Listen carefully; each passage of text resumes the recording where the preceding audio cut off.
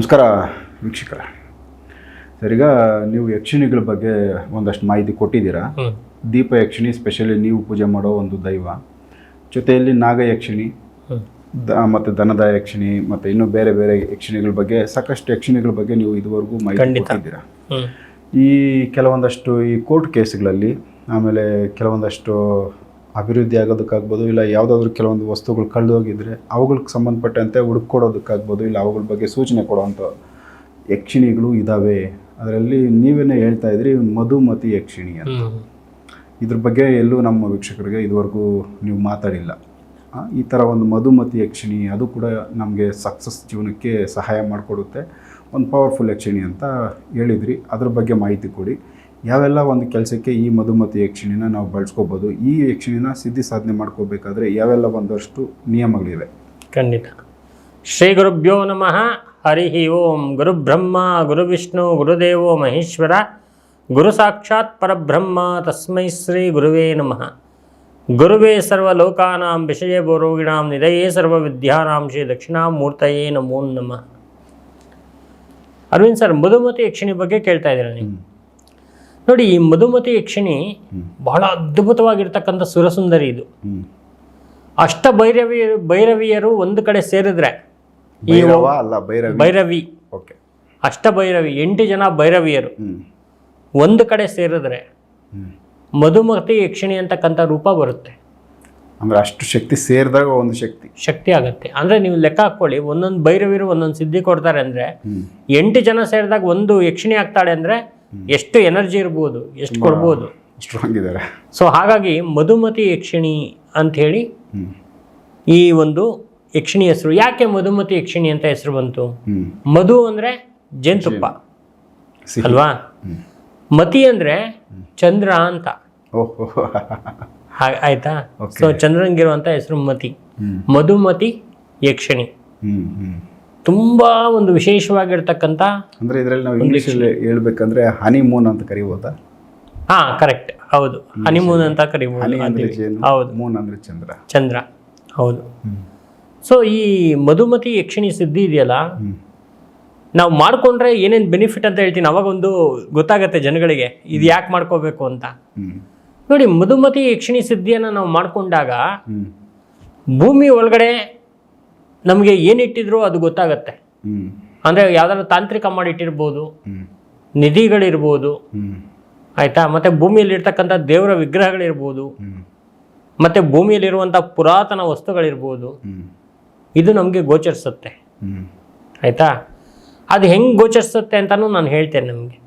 ಈಗ ಎರಡನೇದಾಗಿ ಏನಂದರೆ, ಎರಡನೇ ಕೆಲಸ, ಯಾವುದೇ ಒಂದು ಕೋರ್ಟು ಕಚೇರಿ ಕೆಲಸಗಳಲ್ಲಿ ಎಂಥದ್ದೇ ಸ್ಟ್ರಾಂಗ್ ಆಗಿದ್ರು ಆ ಸಿದ್ಧಿ ಮಾಡ್ಕೊಂಡವರು ಇದನ್ನು ಸಿದ್ಧಿ ಮಾಡ್ಕೊಂಡು ಒಂದ್ಸಲ ಹೋಗಿ ಅಲ್ಲಿ ವಿಶೇಷವಾಗಿ ಆ ಒಂದು ಏನು ಕೋರ್ಟ್ ಕಚೇರಿಗಳಲ್ಲಿ ತಮ್ಮ ಪ್ರತಿಸ್ಪರ್ಧಿಗಳಿದ್ದಾರೆ, ಅವರು ಇವ್ರ ಮುಂದೆ ಡಲ್ ಆಗಿಬಿಡ್ತಾರೆ, ಏನು ಮಾಡ್ಕೊಳಕ್ಕಾಗಲ್ಲ, ಬಂಧನ ಆಗಿಬಿಡುತ್ತೆ. ಅಷ್ಟು ಎನರ್ಜಿ ಇದರಲ್ಲಿದೆ ಮಧುಮತಿ ಯಕ್ಷಿಣಿ ಸಿದ್ಧಿಲಿ.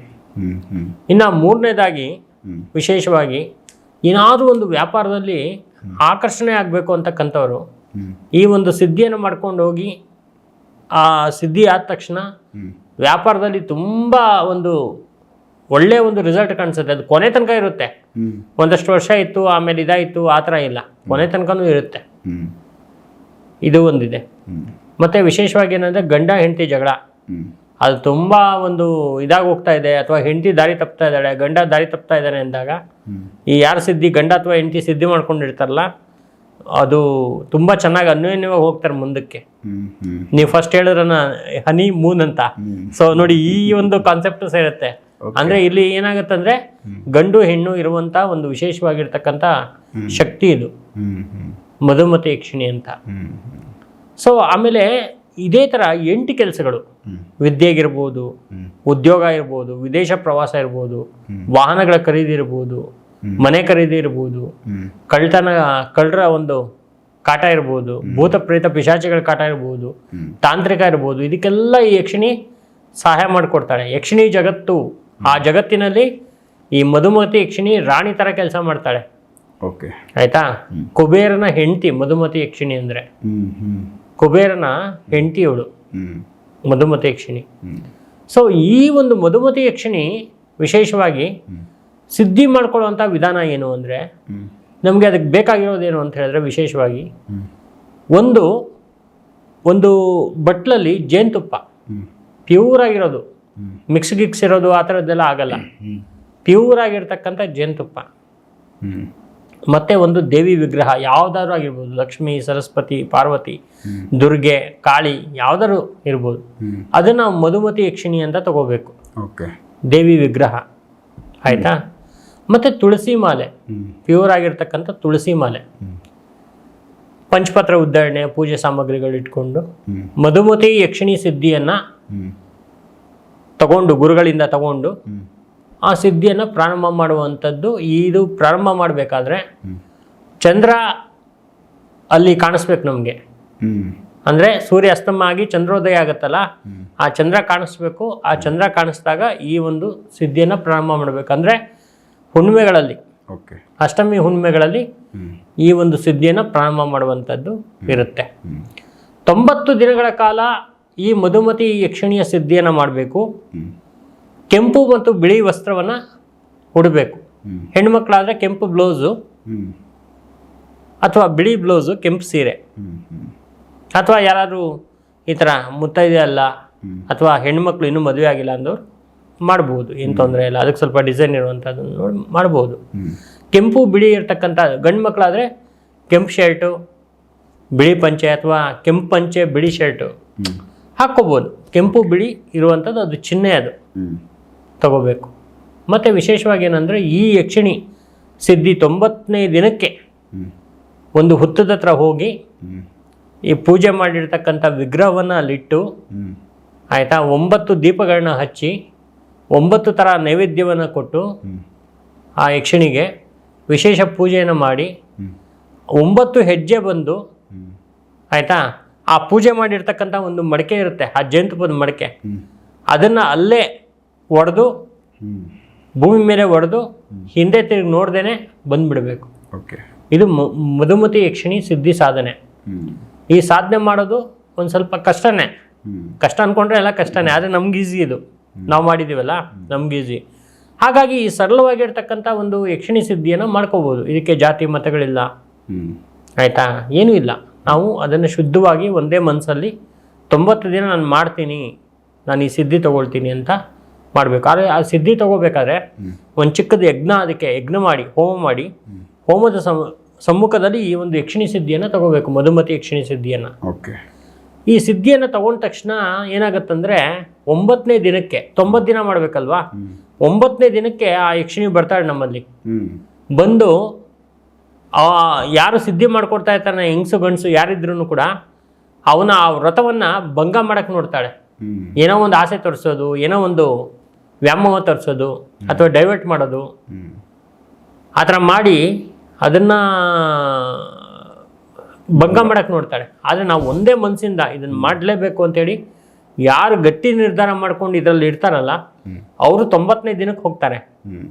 ಆ 9ನೇ ದಿನ ಇವ್ರು ಗೆದ್ದು ಬಿಟ್ರು ಅಂದರೆ 10ನೇ ದಿನದಲ್ಲಿ ದೇವಿ ಕನಸಿನ ರೂಪದಲ್ಲಿ ಬಂದು ಜೇನುತುಪ್ಪದ ಬಟ್ಲನ್ನು ಕೊಡುವಂಥದ್ದು, ಚಿನ್ನದ ಪಾತ್ರೆ ಕೊಡುವಂಥದ್ದು, ಈ ಥರದ್ದೆಲ್ಲ ಸೂಚನೆಗಳು ತುಂಬ ಇದೆ. ಮಲ್ಲಿಗೆ ಹೂ ಕೊಡೋದು, ಈ ಥರದ್ದೆಲ್ಲ ಇದೆ. ಮತ್ತು ನಾವು ಆ ಸಿದ್ಧಿಗೆ ಅಂತ ಹಾಕೊಂಡಿರ್ತಕ್ಕಂಥ ಬಟ್ಟೆ ಸುಮಾರು 1-1.5 ಅವರ್ ನಾವು ಕೂತಿರ್ತೀವಿ. ಆ ಟೈಮಲ್ಲಿ ಮಾತ್ರ ಇರಬೇಕು, ಆಮೇಲೆ ತೆಗೆದಿಟ್ಬಿಡ್ಬೇಕು. ಅದನ್ನೇ ಹಾಕೊಂಡು ತಿರ್ಗಾಡೋದು, ಅದನ್ನೇ ಮಾಡೋದು, ಆ ಥರ ಮಾಡೋಂಗಿಲ್ಲ. ಅದು ಸಿದ್ಧಿ ಬಟ್ಟೆ ಅಂತ ಹೇಳಿ ಅದನ್ನ ಸಪ್ರೇಟಾಗಿ ಇಟ್ಕೋಬೇಕು. ಮತ್ತು ಆ ಜೇನುತುಪ್ಪ ನಾವೇನು ಅದನ್ನು ಸಿದ್ಧಿ ಮಾಡೋಕ್ಕೆ ಅಂತ ಫಸ್ಟ್ ದಿನ ಮಾಡ್ತೀವಿ, ಅದನ್ನು ಹೋಮಕ್ಕೆ ಹಾಕ್ಬಿಡ್ತೀವಿ 1ನೇ ದಿನ. 2ನೇ ದಿನದಿಂದ ಆ ಜೇನುತುಪ್ಪನ ದೇವಿಗೆ ಅಭಿಷೇಕ ಮಾಡಬೇಕು, ವಿಗ್ರಹಕ್ಕೆ ಅಭಿಷೇಕ ಮಾಡಿ ಅದನ್ನ ನೀರನ್ನು ಮರಕ್ಕೆ, ಯಾವ್ದಾದ್ರು ತೆಂಗಿನ ಮರ ಆಗಲಿ ಮರಕ್ಕಾಗಲಿ ಹಾಕಬೇಕು. ಹೀಗೆ ಸಿದ್ಧಿದು ನಿಯಮ ಇದೆ ಸರ್, ಆಯಿತಾ. ಮತ್ತು ಆ ಮಧುಮತಿ ಯಕ್ಷಿಣಿ ಸಿದ್ಧಿನ ನಾವು ಕೊಡಬೇಕಾದ್ರೆ ಅಲ್ಲಿ ಕೆಲವು ಮಂತ್ರಗಳು ಬರುತ್ತೆ, ತುಂಬ ಗುಪ್ತವಾಗಿರ್ತಕ್ಕಂಥ ಬಹಳ ಪವರ್ಫುಲ್ ಆಗಿರ್ತಕ್ಕಂಥ ಮಂತ್ರ. ಈ ಮಂತ್ರವನ್ನು ಮಾಡಬೇಕು. ಮತ್ತು ಮಧ್ಯದಲ್ಲಿ ದೇವಿ ಕ್ಷೇತ್ರಗಳಿಗೆ ಹೋಗೋದು, ದೇವಿಗೆ ನಮಸ್ಕಾರ ಮಾಡ್ಕೊಳ್ಳೋದು, ಪ್ರಾರ್ಥನೆ ಮಾಡ್ಕೊಳ್ಳೋದು, ಇವೆಲ್ಲ ಮಾಡ್ತಾ ಇರಬೇಕು. ದೇವಿ ಕ್ಷೇತ್ರದಲ್ಲಿ ಪವಿತ್ರವಾಗಿರೋ ಸ್ನಾನ ಮಾಡ್ಕೊಂಬರ್ಬೇಕು, ಆಯಿತಾ. ಮತ್ತು ಕಾಮ, ಕ್ರೋಧ, ಮೋಹ, ಲೋಭ, ಮದ, ಮಾತ್ಸರ್ಯಗಳಿಂದ ಸ್ವಲ್ಪ ದೂರ ಇರಬೇಕು ಈ ಸಿದ್ಧಿ ಆಗೋ ತನಕ. ಅದು ಮನುಷ್ಯನ ಕಾಮನ್, ಅದಕ್ಕೆ ಹೇಳ್ತಾ ಇದ್ದೀನಿ ನಾನು. ಅದು ಬಿಡೋಕ್ಕಾಗಲ್ಲ ಮನುಷ್ಯ. ಆದರೆ ಇದಾಗೋ ತನಕ ಅಟ್ಲೀಸ್ಟು ಸ್ವಲ್ಪ ಕಂಟ್ರೋಲಲ್ಲಿ ಇರಬೇಕು. ಮತ್ತು ಇದನ್ನು ನಾನು ಸಾಧನೆ ಮಾಡ್ಕೊಳ್ತೀನಿ ಅಂಥೇಳಿ ಮುಂದುವರಿಬೇಕು. ಈಗ ಏನಾಗುತ್ತಂದರೆ ಕೆಲವರಿಗೆ ಸ್ವಲ್ಪ ಡಿಸ್ಟರ್ಬ್ ಆಗಿಬಿಡುತ್ತೆ. ಗುರುಗಳು ಹೇಳ್ದಂಗೆ ಏನೋ ಆಗ್ತಾ ಇಲ್ಲ, 10ನೇ ದಿನಕ್ಕೆ ಅನ್ಸ್ಬಿಡುತ್ತೆ, ಅಯ್ಯೋ ಯಾರು ಮಾಡ್ತಾರಪ್ಪ ಅನ್ಸೋದು. ನಮ್ಗೇನೋ ಒಂಥರ ಕೂತ್ಕೊಳ್ಳೋಕ್ಕಾಗ್ತಾ ಇಲ್ಲ, ಮೈ ಭಾರ, ಬೆನ್ನು ನೋವು, ಕಾಲು ನೋವು, ಕೈ ನೋವು ಅನ್ನೋದು ಏನೋ ಒಂದಿರುತ್ತೆ. XYZ ಆಸಕ್ತಿ ಕಳ್ಕೊಳ್ಳೋದು. ಹಿಂಗೆಲ್ಲ ಮಾಡಿದಾಗ ಅದು ತುಂಬ ಡೇಂಜರ್ ಆಗಿರುತ್ತೆ, ಸೈಡ್ ಎಫೆಕ್ಟ್ ಹೊಡೆಯುತ್ತೆ. ಅದಕ್ಕೆ ನಾನು ಹೇಳೋದೇನೆಂದರೆ, ಕರೆಕ್ಟ್ ನಿರ್ಧಾರ ಇದ್ದವ್ರು ಮಾತ್ರ ಈ ಸಿದ್ಧಿನ ತಗೊಳ್ಳಿ, ಸಾಧನೆ ಮಾಡ್ಕೊಳ್ಳಿ. ನಿಮ್ಮ ಒಂದು ಜೀವನದಲ್ಲಿ ಬೇಕಾದಂಗೆ ಅನುಕೂಲಗಳಾಗತ್ತೆ, ಲಕ್ಷ್ಮೀ ಪ್ರಾಪ್ತಿ ಆಗತ್ತೆ, ಭೂಮಿಯಲ್ಲಿ ಇರುವಂಥ ಅನುಕೂಲಗಳು ಸಿಗತ್ತೆ, ಎಲ್ಲನೂ ಸಿಗುವಂಥ ಮಧುಮತಿ ಯಕ್ಷಿಣಿ ಸಿದ್ಧಿ. ಆಯ್ತಾ? ಸೊ 90 ದಿನ ಇದನ್ನ ಮಾಡಲೇಬೇಕು. ಹೌದು. 90 ದಿನ ಆದಮೇಲೆ ಫಸ್ಟ್ ಬೆನಿಫಿಟ್ಸು ಅಂತ ನಾವು ನೋಡೋಕೆ ಹೋದರೆ ಏನು, ಯಾವ ವಿಚಾರಗಳಲ್ಲಿ ಸಕ್ಸಸ್ ಇರುತ್ತೆ ಲೈಫ್? ಈಗ ನಾವು ನೋಡಿ, ಇವಾಗ ಒಬ್ಬೊಬ್ರಿಗೆ ಒಂದೊಂದು ಸಮಸ್ಯೆ ಇರುತ್ತೆ. ಆಯಿತಾ? ಈಗ ನನಗೆ ಈ ಭೂಮಿದು ಯಾವುದೋ ಸಂಬಂಧಪಟ್ಟಿದ್ದು ಕೋರ್ಟ್ ಕಚೇರಿ ವ್ಯವಹಾರ ನನಗೆ ಆಗಬೇಕು. ಅದಕ್ಕೆ ನಾನು ತುಂಬ ಅಲಿತಾ ಇರ್ತೀನಿ. ಈ ಸಿದ್ಧಿ ಆದ ತಕ್ಷಣ ನಂಗೆ ಆ ಕೋರ್ಟಿಂದೇ ಫಸ್ಟ್ ಆಗೋದು, ಆಮೇಲೆ ದುಡ್ಡು ಬರೋದು, ಮಕ್ಳಿಗೆ ಅನುಕೂಲ ಆಗೋದು, ಮನೆ ಕಟ್ಟೋದು ಎಲ್ಲ ಆಮೇಲೆ. ಯಾಕಂದರೆ ಆ ದೇವಿ, ನಾವು ಯಾವಾಗ ಯಾವುದೇ ಯಕ್ಷಿಣಿ ಮಾಡಿ, ಆ ಯಕ್ಷಿಣಿ ಮಾಡಿದಾಗ ಏನಾಗತ್ತಂದರೆ ಅದು ಫಸ್ಟಿಂದಾನೆ, ಡೇ 1ಇಂದಾನೆ ನಮ್ಮನ್ನು ಅಬ್ಸರ್ವ್ ಮಾಡ್ತಾ ಇರ್ತಾಳೆ ಅವಳು ಸೂಕ್ಷ್ಮ ರೂಪದಲ್ಲಿ. ಹಾಗಾಗಿ ನಮ್ಗೆ ಏನು ಮಾಡಿಕೊಡ್ಬೇಕು ಅಂತಕ್ಕಂಥದ್ದು ಆ ದೇವಿಗೆ ಮಾತ್ರ ಗೊತ್ತಿರೋದು. ನಾವು ಇನ್ನು ಜನಗಳಿಗೆ ಹೇಳಿದ್ರು ಅದು ಪ್ರಯೋಜನ ಇಲ್ಲ. ಆಯಿತಾ? ನಾವೇ ಪ್ರಯತ್ನ ಮಾಡೋಕ್ಕೆ ಹೋದ್ರೂ ಅದು ಪ್ರಯೋಜನ ಇಲ್ಲ. ಹಾಗಾಗಿ ಈ ಯಕ್ಷಿಣಿ ಮೇಲೆ ಹಾಕಿ ನಾವು ಮುಂದುವರೆದಾಗ ಫಸ್ಟ್ ನಮ್ಮ ಆ ಕೆಲಸ ಆಗುತ್ತೆ, ಆಮೇಲೆ ಮಿಕ್ಕಿದೆಲ್ಲ ಆಗ್ತಾ ಬರುತ್ತೆ. ಸೊ ಪೆಂಡಿಂಗ್ ಕೆಲಸಗಳು ಫಸ್ಟ್ ಮುಗಿಯುತ್ತೆ. ಹಾಗಾಗಿ ಎಷ್ಟೋ ವರ್ಷಗಳಿಂದ ಆಗದೆ ಇರ್ತಕ್ಕಂಥದ್ದು ಒಂದು ಮನೆಗೆ ಹಾಗೆ ಬಿದ್ದಿತ್ತು. ಸುಮಾರು ಒಂದು 8-10 ವರ್ಷದಿಂದ ಹಾಗೆ ಬಿದ್ದಿದೆ ಮನೆ. ಏನು ಮಾಡಿದ್ದಾರೆ, ಒಂದು ಪಿಲ್ಲರ್ ತನಕ ಹಾಕಿ ಮೇಲ್ಗಡೆ ಒಂದು ಸ್ವಲ್ಪ ಕಟ್ಟಿ, ಗೋಡೆ ಕಟ್ಟಿ, ಅವನು ದುಡ್ಡು ಕೈ ಕೊಟ್ಬಿಟ್ಟಿದ್ದಾರೆ ಕನ್ಸ್ಟ್ರಕ್ಷನ್ ಅವನಿಗೆ, ಅವ್ನು ತೊಗೊಂಡು ಓಡೋಗ್ಬಿಟ್ಟಿದ್ದಾರೆ. ಇಲ್ಲಿ ಮನೆ ನಿಂತಿಲ್ಲ, ಇವ್ರ ಹತ್ರ ದುಡ್ಡಿಲ್ಲ, ಈ ಥರ ಎಲ್ಲ ಸಮಸ್ಯೆ ಆಗಿತ್ತು.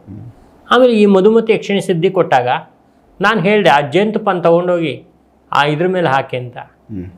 ಹಾಕಿದ ತಕ್ಷಣವೇ ಅವನದು ಫೋನು, ನಾನು ಬಂದು ಕಂಪ್ಲೀಟ್ ಮಾಡಿಕೊಡ್ತೀನಿ, ನನಗೆ ಎಕ್ಸ್ಟ್ರಾ ಅಂತೇಳಿ ಒಂದು 10 ಲಕ್ಷ ಕೊಡಿ ಅಂಥೇಳಿ ತೊಗೊಂಡು ಅದನ್ನು ಈಗ ಇನ್ನೇನು ಕಂಪ್ಲೀಟ್ ಆಗಿ ಗೃಹ ಪ್ರವೇಶ ಇದೆ ಈ ಜೂನಲ್ಲಿ ಕಂಪ್ಲೀಟ್ ಆಗಿದೆ. ಈ ಥರ ಸಾಕಷ್ಟು ಘಟನೆಗಳು ನಡೆದಿದೆ. ಆಯಿತಾ? ಮತ್ತು ಮನೇಲಿ ಕಳ್ತನ ಆಗಿದ್ದು, ಮನೆಯವರೇ ಮಾಡಿರ್ತಕ್ಕಂಥ ಕಳ್ತನ, ಆಮೇಲೆ ವಾಪಸ್ ತಗೊಂಬಂದು ಅಲ್ಲೇ ಇಟ್ಬಿಟ್ಟಿದ್ದಾರೆ ಎಷ್ಟೋ ದಿನ ಆದಮೇಲೆ ಗೊತ್ತಾಗಿದೆ ಅದು ಯಾರು ಏನೋ ಇತ್ತ ಅಂತ. ಹಿಂಗೆಲ್ಲ ಸುಮಾರಷ್ಟು ನಡೆದಿದೆ.